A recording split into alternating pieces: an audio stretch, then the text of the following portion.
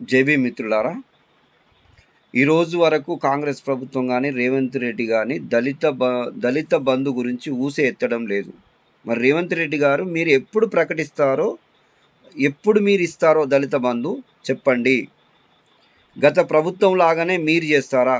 గత ప్రభుత్వం లాగానే కేసీఆర్ దళిత ద్రోహి, దళిత దొంగ లెక్క ముద్ర పడిపోయిండు. ఈరోజు మూలకు కూర్చున్నాడు, పక్కకు కూర్చున్నాడు.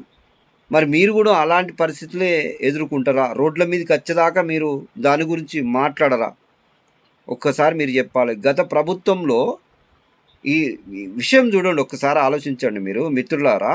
గత ప్రభుత్వంలో భూములు సాగులో ఉన్నా, సాగు లేకపోయినా, కొండలైనా, గుట్టలైనా, బండలైనా కానీ వాటిని రిజిస్ట్రేషన్ చేసుకున్న గవర్నమెంట్ ఉద్యోగులకు, లక్షల రూపాయల ఉద్యోగం తీసుకున్న గవర్నమెంట్ ఉద్యోగులకు, రాజకీయ నాయకులకు, ఎమ్మెల్యేలకు, మంత్రులకు, ఎంపీలకు వాళ్ళు దళిత బంధు నేరుగా రైతు బంధు నేరుగా వాళ్ళ అకౌంట్లో వేసుకున్నారు.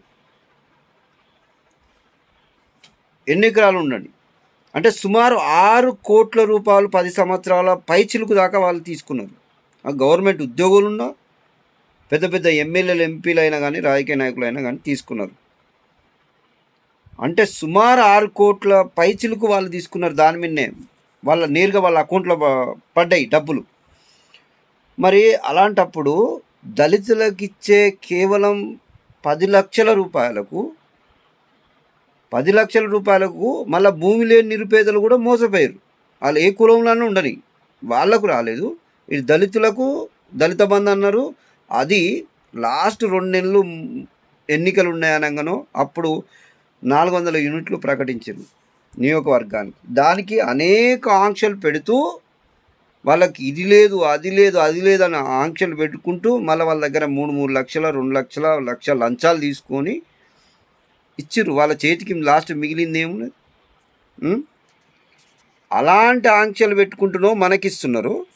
అంటే అది కూడా ఒక్క గ్రామానికి, నియోజకవర్గంలో ఒక గ్రామానికి సరిపోయేంత కూడా ఇవాళ ఒక నియోజకవర్గంలో సుమారు 64,000 మంది ఉంటారు. 2 లక్షల మందిలో 64,000, 60,000 పైచిలకు దళితులు ఉంటారు. అలాంటి నియోజకవర్గానికి కేవలం 400 యూనిట్లు అంటే ఒక గ్రామానికి కూడా సరిపోవు. అలా మనకు గతం నుంచి మోసపోకుంటూనే వస్తున్నాం. ఇప్పుడు కూడా మోసపోదామా? కళ్ళు తెరుద్దామా? రోడ్ల మీదకి వద్దామా? కొట్లాడదామా? ఇయ్యకపోతే ఇచ్చేటట్టు మనం యుద్ధం చేద్దామా? ఒక్కసారి మీరు ఆలోచించండి మిత్రులారా. రేవంత్ రెడ్డి గారు కూడా మేము ఒకటే చెప్తున్నాం. గతంలో కొత్త రాష్ట్రం కాబట్టి మా ఏజ్ పైన ఇప్పుడు 10 సంవత్సరాలలో ఉద్యోగాలకు అర్హులు కూడా లేరు. నిరుద్యోగ వ్యవస్థతో నిరుపేదలుగా చనిపోతున్నాం. దళితులలో మరీ ఎక్కువ. ఎందుకంటే ఉద్యోగాలు లేవు, ఇటు ఏజీ అయిపోయింది. 10 సంవత్సరాల, ఈ 20 సంవత్సరాలు, 14 సంవత్సరాలు తెలంగాణ ఉద్యమం చేసి ఉద్యమంలో పాల్గొని ఇక వాస్తవం బతుకులు మారుతాయి అనుకుంటే ఈ కేసీఆర్ వచ్చిన తర్వాత ఆయనతో సున్నా ఉద్యోగాలు లేవు. ప్లస్ ఈ స్వయం ఉపాధి పథకాలన్నా చేసుకుందామంటే దళితులకు దళిత బంధు ఇస్తాను అనుకుంటే అట్లే పోయిండో. నిరుద్యోగంతో, పేదరికంతో మగ్గి మగ్గి మగ్గి చనిపోతున్నారు రేవంత్ రెడ్డి గారు. ఇక వదిలిపెట్టే లేదు. ఇక చాలు, మేము మోసపోయింది. మా దళితులకు కూడా చెప్తున్నాం, మనం చాలు మోసపోయింది. ఇక యుద్ధం చేయాల్సిందే. కాబట్టి మేము ఒకటే హెచ్చరిస్తున్నాం ఈ ప్రభుత్వాన్ని. మీరు గత ప్రభుత్వం లేక ద్రోహిగా మిగులదలుచుకున్నారా? లేకపోతే దళిత బంధును ఇమ్మీడియట్గా ప్రకటించి అమలు చేస్తారా? మీరే చెప్పాలి.